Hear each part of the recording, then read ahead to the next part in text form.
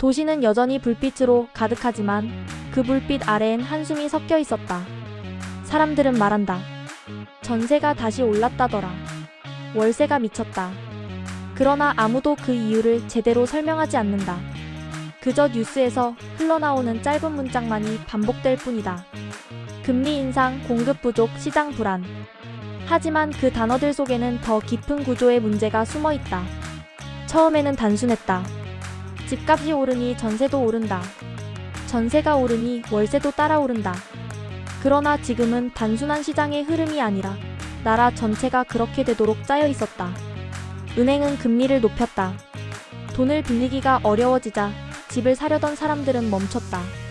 대신 전세를 찾았다. 수요는 늘었고 집주인은 웃었다. 빌려줄 사람은 많으니 값을 올려도 나갈 사람은 없겠지. 하지만 집주인의 웃음은 오래가지 않았다. 대출 이자가 치솟자 그들은 더 이상 전세 보증금을 그대로 둘 수 없었다. 은행에 갚아야 할 이자가 늘었기 때문이다. 결국 전세금 인상은 생존의 선택이 되었다. 이자도 못 갚는데 예전 가격으로는 안 되죠.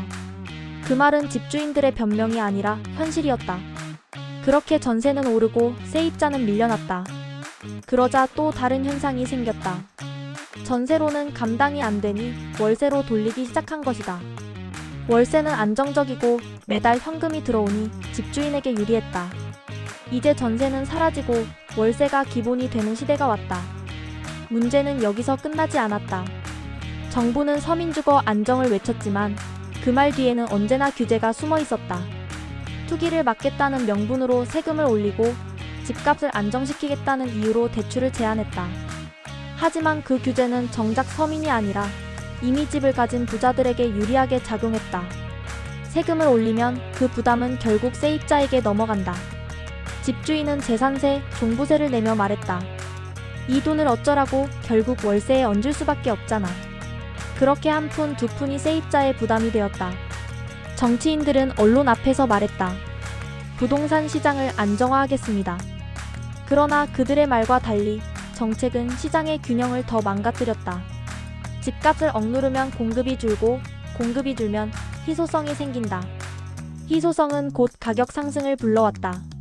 이 단순한 경제의 법칙을 모른 척한 채 정부는 또다시 세금을 올리고 대출을 막았다. 그 결과 건설사들은 손을 놓았다. 아파트를 지어도 팔리지 않으니 착공을 미루고 재개발 재건축은 규제로 멈춰섰다. 공급은 줄었고 남은 집은 점점 귀해졌다. 세입자는 줄어든 선택지 속에서 서로 경쟁했다. 보증금 조금 더 올릴게요.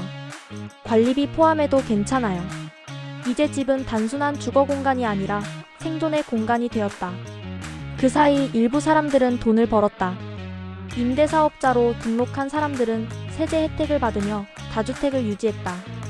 그들은 세금을 조금만 내고 월세를 꾸준히 받았다. 서민들은 세금을 내고 월세를 내고 결국 같은 집을 위해 두 번 돈을 냈다. 이상한 나라가 되었다. 일을 해도 집 한 칸 얻기 어려운 나라.